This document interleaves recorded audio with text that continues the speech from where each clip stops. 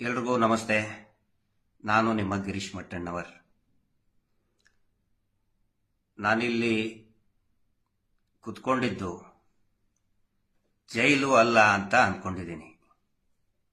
ಯಾಕಂತ ಹೇಳಿದ್ರೆ ಕಳೆದ ಒಂದು 15 ದಿನದಿಂದ ಗಿರೀಶ್ ಮಟ್ಟಣ್ಣವರ ಅರೆಸ್ಟ್, ವಿಠ್ಠಲ್ ಗೌಡ್ರ ಅರೆಸ್ಟ್ ಸುದ್ದಿ ಕೇಳಿ ಕೇಳಿ ಆನಂತರ ಈ ಸುದ್ದಿ ಬರಬೇಕಾದ್ರೆ ಎಷ್ಟೋ ಸರಿ ನಾನು ಬೆಳಗ್ಗೆ SIT ಆಫೀಸಿಗೆ ಹೋಗ್ಬೇಕಾದ್ರೆ ನಮ್ಮ ಜೊತೆಗಿರೋರು ವಿಡಿಯೋ ಆನ್ ಮಾಡಿದ್ರೆ, ಯೂಟ್ಯೂಬ್ ನ್ಯೂಸ್ ಆನ್ ಮಾಡಿದ್ರೆ ಗಿರೀಶ್ ಮಟ್ಟಣ್ಣವರ ಅರೆಸ್ಟ್ ಅಂತ ಬರ್ತಾ ಇತ್ತು. ರಾತ್ರಿ ಒಂದೊಂದು ಸರಿ 10:30, 11 ಗಂಟೆಗೆ ಬರ್ತಾ ಇದ್ವಿ. 12 ಗಂಟೆ 2 ಗಂಟೆಗೂ ಕೂಡ SIT ಕಚೇರಿ ಹತ್ರ ವಾಪಸ್ ಬಂದಿದ್ದುಂಟು. ಅವಾಗಲೂ ಕೂಡ ಗಿರೀಶ್ ಮಟ್ಟಣ್ಣವರು ಯಾವ ಸಂದರ್ಭದಲ್ಲಿಯೂ ಅರೆಸ್ಟು, ವಿಠ್ಠಲ್ ಗೌಡ್ರು ಯಾವ ಸಂದರ್ಭದಲ್ಲಿಯೂ ಬಂಧನ. ಸೊ ಹಿಂಗಾಗಿ ನಾನಿಲ್ಲಿ ಕುತ್ಕೊಂಡಿದ್ದು ಜೈಲು ಅಲ್ಲ ಅಂತ ನಾನು ಅನ್ಕೊಂಡಿದ್ದೀನಿ. ಬೇಕಾದ್ರೆ ನೀವೇ ಅದನ್ನ ನೋಡಿಕೊಂಡು ಕನ್ಫರ್ಮ್ ಮಾಡ್ಕೊಳ್ಳಿ. ಅಂದ್ರೆ ಇವತ್ತು ನಾವು ಬದುಕ್ತಾ ಇರೋದು ಸುಳ್ಳು ಸುದ್ದಿಗಳ ನಡುವೆ ಈ ಹೋರಾಟ ನಡೆದಿದೆ. ಈ ಹೋರಾಟ ಮಾಡ್ತಾ ಇರುವುದು ಅತ್ಯಾಚಾರಿಗಳ ಬಂಧನ ಆಗಬೇಕು, ಶಿಕ್ಷೆ ಆಗಬೇಕು, ಕಠಿಣ ಶಿಕ್ಷೆ ಆಗಬೇಕು. ಆದರೆ ಈ ಹೋರಾಟ ಸುಳ್ಳು ಸುದ್ದಿಗಳ ನಡುವೆ ಅದನ್ನು ಭೇದಿಸಿ ಹೋಗುವಂತಹ ಪರಿಸ್ಥಿತಿ ನಮಗೆ ಬಂದಿದೆ. ಇರಲಿ, ಇವತ್ತು ಇದು ಏನೋ ಈ ದಿನ ಇದೆ, ಪಿತೃಪಕ್ಷದ ದಿನ. ಇದು ಅಂದ್ರೆ ಆ ಮಾಸ ಇದು ಪಿತೃಪಕ್ಷ ಅಂತ ಕರೀತಾರೆ. ನಾವೆಲ್ಲರೂ ಕೂಡ ನಮ್ಮ ಊರಲ್ಲಿ ಹಿರಿಯರಿಗೆ ಎಡೆ ಇಡ್ತೀವಿ, ಅವರ ಆತ್ಮಕ್ಕೆ ಶಾಂತಿ ಸಿಗಲಿ ಅಂತ ಪ್ರಾರ್ಥನೆ ಮಾಡ್ಕೊಳ್ತೀವಿ. ಆ ಒಂದು ಪಕ್ಷದ ದಿನ. ಈ ವಿಷಯವನ್ನ ಪ್ರಾರಂಭದಲ್ಲಿ ನಾನು ಯಾಕೆ ಹೇಳ್ತಾ ಇದ್ದೀನಿ ಅನ್ನೋದು ನಿಮ್ಗೆ ಗೊತ್ತಾಗುತ್ತೆ, ಅದರ ಪ್ರಾಮುಖ್ಯತೆ ನಿಮ್ಗೆ ಗೊತ್ತಾಗುತ್ತೆ. ಬಂಗ್ಲೆಗುಡ್ಡೆ ಬಗ್ಗೆ ಜಾಸ್ತಿ ಚರ್ಚೆ ನಡೀತಾ ಇದೆಯಲ್ಲ, ಹಿಂಗಾಗಿ ನಿಮ್ಗೆ ಗೊತ್ತಾಗುತ್ತೆ. ಇಷ್ಟು ದಿನ ಷಡ್ಯಂತ್ರ ಷಡ್ಯಂತ್ರ ಷಡ್ಯಂತ್ರ ಸಂಚು ರೂಪಿಸ್ತಾ ಇದ್ದಾರೆ. ಅದು ಯಾರ ವಿರುದ್ಧ ಸಂಚು? ದೇವಸ್ಥಾನದ ವಿರುದ್ಧ ಸಂಚಂತೆ. ಪ್ರಭಾವಿಗಳ, ಯಾರು ತಮ್ಮನ್ನು ತಾವು ನಡೆದಾಡುವ ದೇವರು, ಮಾತನಾಡುವ ಮಂಜುನಾಥ ಅಂತ ತಾವೇ ಒಂದು ಬಿರುದನ್ನ ಪಡೆದುಕೊಂಡಿದ್ದಾರೆ, ಅವ್ರ ವಿರುದ್ಧ ನಾವು ಸಂಚು ಅಂತೆ. ಅದ್ರ ಬಗ್ಗೆ ನೋಡಿ, ಈಗ ನಮ್ಮ ತನಿಖೆ ಏನೇನು ನಡೀತಾ ಇದೆ ಇನ್ನೂ ಮುಗುದಿಲ್ಲ, ವಿಚಾರಣೆ ಪೂರ್ತಿಯಾಗಿ ಮುಗುದಿಲ್ಲ. ಆದರೂ ಕೂಡ ಈ ಸಂಚು ಅನ್ನೋದೇನಿದೆ, ಷಡ್ಯಂತ್ರ ಅನ್ನೋದೇನಿದೆ, ಅದು ಆ ಅಸ್ತ್ರ, ಆ ಪ್ರಭಾವಿಗಳ ಅಸ್ತ್ರ ಇವತ್ತು ನಿನ್ನೆ ಹುಟ್ಕೊಂಡಿದ್ದಂತಲ್ಲ. ಆ ಅಸ್ತ್ರ ಅವರು ಬಳಕೆ ಮಾಡ್ತಾ ಇರೋದು ಈ ಹೂತಿಟ್ಟ ಶವಗಳ ಪ್ರಕರಣ, ಧರ್ಮಸ್ಥಳ ಹೂತಿಟ್ಟ ಶವಗಳ ಪ್ರಕರಣ ಅಥವಾ ಧರ್ಮಸ್ಥಳ ಹೂತಿಟ್ಟ ಪ್ರಕರಣಗಳಲ್ಲಿ ಮಾತ್ರ ಈ ಅಸ್ತ್ರ ಬಳಕೆ ಆಗ್ತಾ ಇಲ್ಲ. ಈ ಅಸ್ತ್ರ ಏನಿದೆ, ಈ ಷಡ್ಯಂತ್ರ ಅನ್ನುವ ಅಸ್ತ್ರ, ಈ ದೇವಸ್ಥಾನದ ವಿರುದ್ಧ ಸಂಚು ಅನ್ನುವ ಅಸ್ತ್ರ, ಸೌಜನ್ಯ ಹೋರಾಟ ಪ್ರಾರಂಭ ಆದಾಗಲೂ ಕೂಡ ಅದನ್ನ ಅವಾಗಷ್ಟೇ ಅಂದಿಲ್ಲ. ಅದಕ್ಕಿಂತ ಮುಂಚೆ ಪದ್ಮಲತಾ ಪ್ರಕರಣ, ಅದಕ್ಕಿಂತ ಮುಂಚೆ ವೇದವಲಿ ಪ್ರಕರಣದ ಹೋರಾಟ ಇದ್ದಾಗ, ಆನಂತರ ಕಳೆದ 2 ವರ್ಷದಿಂದ ನಿರಂತರವಾಗಿ ನಾವು ಸೌಜನ್ಯ ಹೋರಾಟಗಾರರು ಅಕ್ರಮ ಮೀಟರ್ ಬಡ್ಡಿ ದಂಧೆ ವಿರುದ್ಧ ಹೋರಾಟ ಮಾಡಬೇಕಾದ್ರೂ ಕೂಡ ಇದೇ ಷಡ್ಯಂತ್ರ ಒಳಸಂಚು, ದೇವಸ್ಥಾನಕ್ಕೆ ಅಪಮಾನ ಬಳಸ್ತಾನೇ ಬಂದ್ರು.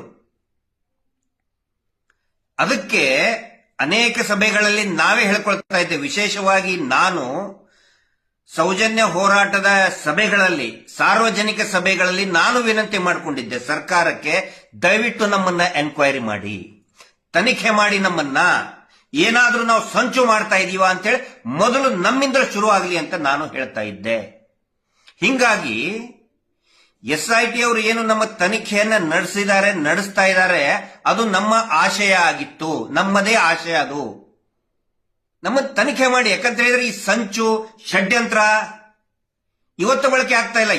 ಯಾವಾಗ ಆ ಧರ್ಮಸ್ಥಳದ ಕೊಲೆಗಡುಕರ ವಿರುದ್ಧ, ಭೂ ಕಬಳಿಕೆ ಮಾಡುವವರ ವಿರುದ್ಧ, ಅಕ್ರಮ ಮೀಟರ್ ಬಡ್ಡಿ ದಂಧೆಯ ವಿರುದ್ಧ ಹೋರಾಟ ಮಾಡಬೇಕಾದ್ರೆ ಅಥವಾ ಅವರನ್ನ ಪ್ರಶ್ನೆ ಮಾಡಬೇಕಾದ್ರೆ ಅವರು ಬಳಸ್ತಾ ಇದ್ದಿದ್ದೇನು ದೇವಸ್ಥಾನದ ಹಿಂದೂ ದೇವಸ್ಥಾನದ ವಿರುದ್ಧ ಸಂಚು. ಅವರು ಹಿಂದೂ ದೇವಸ್ಥಾನ ಅಂತ ಯಾವತ್ತಿಗೂ ಬರ್ಕೊಂಡಿಲ್ಲ. ಅವರು ಆನ್ ರೆಕಾರ್ಡ್ ಅವ್ರು ಬರ್ಕೊಂಡುದು ಇದು ಜೈನ್ ಇನ್ಸ್ಟಿಟ್ಯೂಟ್. ಸುಪ್ರೀಂ ಕೋರ್ಟಿಗೆ ಬರೆದು ಕೊಟ್ಟಿದ್ದು ಇಟ್ಸ್ ಅ ಜೈನ್ ಇನ್ಸ್ಟಿಟ್ಯೂಟ್ ಮತ್ತು ಇಲ್ಲಿ ಹಿಂದೂಗಳಿಗೆ ಪೂಜೆ ಮಾಡುವ ಹಕ್ಕು ಇಲ್ಲ ಅನ್ನೋದನ್ನೇ ಬರೆದು ಕೊಟ್ಟಂತವರು ಅವರ ಮೇಲೆ ಅಪಪ್ರಚಾರ ಅಂದ್ರೆ ಏನು ಆರೋಪಗಳು ಬಂದಾಗ ಅಪಪ್ರಚಾರ, ಹಿಂದೂ ದೇವಸ್ಥಾನಕ್ಕೆ ಅಪಪ್ರಚಾರ, ಒಳಸಂಚು, ಷಡ್ಯಂತ್ರ. ಅದರ ಸಲುವಾಗಿ ನಾವೇ ಹೇಳ್ಕೊಂಡಿದ್ವಿ ತನಿಖೆ ಮಾಡಿ. 10 ದಿನದಿಂದ ನಿರಂತರವಾಗಿ ನಮ್ಮ ತನಿಖೆ 10 ಅಲ್ಲ 15 ದಿನದಿಂದ ಜಯಂತ್ ಅವರು, ನಮ್ಗಿಂತ ಮುಂಚೆ ಜಯಂತ್ ಅವರು, ಅಭಿಷೇಕ್ ಅವರು, ಯೂಟ್ಯೂಬರ್ಸ್ಗಳದ್ದು ನಿರಂತರವಾಗಿ ತನಿಖೆ ನಡೆದಿದೆ. ಏನಾದರೂ ಇಂಚಿಂಚು ಕೂಡ ನಮ್ದು ಜಾಲಾಡಿದ್ದಾರೆ. ನನ್ನ ಮೊಬೈಲು, ಇಮೇಲು, ಪ್ರತಿಯೊಂದು ದಾಖಲೆಗಳು ಇಂಚಿಂಚು ನಮ್ಮ ಯಾರ್ಯಾರು ಹೋರಾಟಗಾರರಿದ್ದೀವಿ, ಮಹೇಶ್ ಶೆಟ್ಟಿ ತಿಮ್ಮರೋಡಿ ಅವರು ಇರಬಹುದು, ಎಲ್ಲರದು ಕೂಡ ಇಂಚಿಂಚು ಜಾಲಾಡಿದ್ದಾರೆ. ಸಂಚು ಏನಾದ್ರೂ ಸಿಕ್ತಾ? ಅದನ್ನ SIT ಅವರು ತಕ್ಷಣ ಹೇಳಕ್ಕಾಗಲ್ಲ. ನಾವು ರಿಕ್ವೆಸ್ಟ್ ಮಾಡ್ಕೊಳ್ಳೋದು ರಾಜ್ಯ ಸರ್ಕಾರಕ್ಕೆ, ದಯವಿಟ್ಟು ಅದನ್ನ ಹೇಳಿ ಏನಾದ್ರೂ ಸಂಚಿದೆ. ಯಾಕೆಂದ್ರೆ 15 ದಿನವರೆಗೆ ಕಂಟಿನ್ಯೂಸ್ ಆಗಿ ತನಿಖೆ ಮಾಡಿದ್ರಲ್ಲ, ಏನಾದ್ರೂ ಸಿಕ್ತಾ? ಇಂಚಿಂಚು ತನಿಖೆ ಮಾಡಿದ್ರು, ಸಂಚು ಏನಾದ್ರೂ ಸಿಕ್ತಾ? ರಾಜ್ಯ ಸರ್ಕಾರ ಅದನ್ನ ಬಹಿರಂಗಗೊಳಿಸಬೇಕು ಅಂತ ನಾನು ವಿನಂತಿ ಮಾಡ್ಕೊಳ್ತಾ ಇದ್ದೇನೆ. ಯಾಕಂತ ಹೇಳಿದ್ರೆ ನಮಗೆ ನಂಬಿಕೆ ಇದೆ ಮಾನ್ಯ ಸಿದ್ದರಾಮಯ್ಯನವರ ಮೇಲೆ ಮತ್ತು ಮಾನ್ಯ ಗೃಹ ಸಚಿವರಾದಂತ ಜಿ ಪರಮೇಶ್ವರ್ ಅವರು ತುಂಬಾ ಗಟ್ಟಿ ಧ್ವನಿಯಲ್ಲಿ ವಿಧಾನಸಭೆಯ ಅಧಿವೇಶನದಲ್ಲಿ ಹೇಳಿದ್ರು, ಇಲ್ಲಿ ಏನಾದ್ರೂ ಸಂಚು ಇದ್ರೆ ಅಥವಾ ಧರ್ಮಸ್ಥಳದ ಸತ್ಯವನ್ನ ನಾನು ಬಹಿರಂಗ ಮಾಡ್ತೇನೆ ಅಂತ ಹೇಳಿ ಜಿ ಪರಮೇಶ್ವರ್ ಅವರು ಹೇಳಿದ್ರು. ಆ ಮಾತು ಕೇಳಿದ ಬಹಳ ಖುಷಿಯಾಗಿತ್ತು. ಈಗ ಸಮಯ ಬಂದಿದೆ, ಬೇಕಾದ್ರೆ ಇನ್ನೂ ತನಿಖೆ ಮಾಡಲಿ, ಮುಗಿದು ಬಿಡ್ತು ಅಂತ ನಾನು ಹೇಳಲ್ಲ, ನಾನು ಹೇಳಕ್ಕಾಗಲ್ಲ. SIT ಅಧಿಕಾರಿಗಳು ಸರ್ಕಾರಕ್ಕೆ, ಗೃಹ ಸಚಿವಾಲಯಕ್ಕೆ ಒಂದು ವರದಿಯನ್ನು ಕೊಟ್ಟ ಮೇಲೆ ದಯವಿಟ್ಟು ಅದನ್ನ ಸರ್ಕಾರ ಹೇಳಲೇಬೇಕು, ಸಾರ್ವಜನಿಕರ ಗಮನಕ್ಕೆ ತಂದು ಬರಲೇಬೇಕು. ನಾವು ಈಗ ಹೇಳ್ಬಹುದು, ಆದ್ರೆ ನಾವು ಹೇಳಿದ್ದನ್ನು ನೀವು ಹೆಂಗ್ ನಂಬ್ತೀರಿ ಹೇಳಿ? ಅಲ್ವಾ? ನಾವೇ ಬೆನ್ನಿಗೆ ಚಪ್ಪರಿಸ್ಕೊಳಕ್ ಹೋಗಲ್ಲ, ಚವಾಶ್ ಅಂತ ಹೇಳ್ಕೊಳಕ್ ಆಗಲ್ಲ. ನಾವು ಅದನ್ನ ನಂಬಕೋದಕ್ಕೂ ಆಗಲ್ಲ. ಅಧಿಕೃತವಾಗಿ ಸರ್ಕಾರವೇ ಅದನ್ನ ಹೇಳಬೇಕು ಅಂತ ನಾನು ಇಚ್ಛೆ ಪಡ್ತಾ ಇದ್ದೀನಿ. ಇದು ನಮ್ಮ ಅಭಿಪ್ರಾಯ. ಸಂಚು ಹಾಗಿದ್ರೆ ಸಂಚು ನಡೆದೇ ಇಲ್ವಾ? ಸಂಚೇ ಇಲ್ವಾ? ಷಡ್ಯಂತ್ರನೇ ಇಲ್ವಾ? ಖಂಡಿತ ಷಡ್ಯಂತ್ರ ಇದೆ, ಖಂಡಿತ ಸಂಚು ಇದೆ. ಯಾವ ಸಂಚು ಅಂತ ಹೇಳಿದ್ರೆ ಅತ್ಯಾಚಾರಿಗಳನ್ನ ರಕ್ಷಣೆ ಮಾಡುವಂತಹ ದೊಡ್ಡ ಸಂಚು ನಡೆದಿದೆ. ಈಗಲ್ಲ, ನಿರಂತರ 30 ವರ್ಷ 40 ವರ್ಷಗಳಿಂದ ಈ ಸಂಚು ನಡೀತಾನೆ ಬರ್ತಾ ಇದೆ. ಆ ಸಂಚು, ಆ ಒಳಸಂಚು, ಆ ಷಡ್ಯಂತ್ರ ಬಯಲಾಗಲೇಬೇಕು. ನಮ್ಮ ಆಗ್ರಹ, ನಮ್ಮ ಪ್ರತಿಪಾದನೆ ಇದು. ಈ ಅತ್ಯಾಚಾರಿಗಳನ್ನ ರಕ್ಷಣೆ ಮಾಡುವಂತ ಸಂಚು ಏನಿದೆಯಲ್ಲ ಅದು ಬಹಿರಂಗ ಆಗಬೇಕು. ಅದರಲ್ಲಿ ಎಲ್ಲರೂ ಇದ್ದಾರೆ. ಪ್ರಮುಖವಾಗಿ ರಾಜಕಾರಣಿಗಳು. ವಿಧಾನಸಭೆ ಅಧಿವೇಶನದಲ್ಲಿನೇ ಆರ್ ಅಶೋಕ್ ಅವರು ಹೇಳ್ತಾರೆ, ಇದು ಏನು ಬುರುಡೆ ಗ್ಯಾಂಗು. DK ಶಿವಕುಮಾರ್ ಹೇಳ್ತಾರೆ ಬುರುಡೆ ಗ್ಯಾಂಗು. ಈ ಬುರುಡೆ ಗ್ಯಾಂಗ್ ಅನ್ನೋರಿಗೆ ಒಂದು ಮಾತು ಹೇಳ್ತೇನೆ. ನಾ ಪ್ರಾರಂಭದಲ್ಲಿ ಏನ್ ಹೇಳಿದೆ ಅಂದ್ರೆ, ಇದು ಪಿತೃಪಕ್ಷ. ನಮ್ಮ ಹಿರಿಯರಿಗೆ, ಅನೇಕ ಹಿರಿಯರಿಗೆ, ಅವರ ಆತ್ಮಗಳಿಗೆ ಶಾಂತಿ ಸಿಗಲಿ ಅಂತ ಹೇಳಿ ನಾವು ಲೋಬಾನ ಹಾಕ್ತಿವಿ, ಧೂಪ ಹಾಕ್ತಿವಿ, ಎಡೆ ಇಡ್ತೀವಿ, ಬಾಳಿಡ್ತೀವಿ ಅಲ್ವಾ? ಆ ಬುರುಡೆ ಅಂದ್ರೆ ಏನು? ಪಾಪ ನೋವುಂಡು ಜೀವನ್ನ ಕಳೆದುಕೊಂಡಂತಹ ಆತ್ಮಗಳು. ಆ ನಂತರ ಬಂಗ್ಲೆಗುಡ್ಡೆಯಲ್ಲಿ ವಿಠ್ಠಲ್ ಗೌಡ್ರು ಗಮನಕ್ಕೆ ಬಂದು, ಆ ನಂತರ ಅದು SIT ಗಮನಕ್ಕೆ ಬಂದಿದ್ದು ಯಾವಾಗ? ಇದೇ ಪಿತೃಪಕ್ಷದಲ್ಲಿ. ಮೊನ್ನೆ ಪ್ರಕೃತಿ ಕೊಟ್ಟಂತಹ ಸಂದೇಶ ಇದು. ನಮ್ಮ ಹಿರಿಯರು, ಆ ಪಾಪ ನೊಂದಂತಹ ಆತ್ಮಗಳು ಕೊಟ್ಟಂತಹ ಸಂದೇಶ.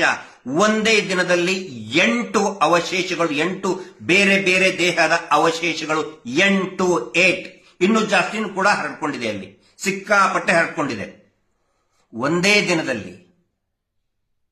ಅಂದ್ರೆ ಏನಿದರ ಅರ್ಥ?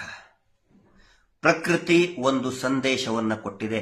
ಆ ನೊಂದಂತಹ ಆತ್ಮಗಳು ಪಿತೃಪಕ್ಷದಲ್ಲಿಯೇ ಒಂದು ಸಂದೇಶವನ್ನ ಕೊಟ್ಟಿವೆ.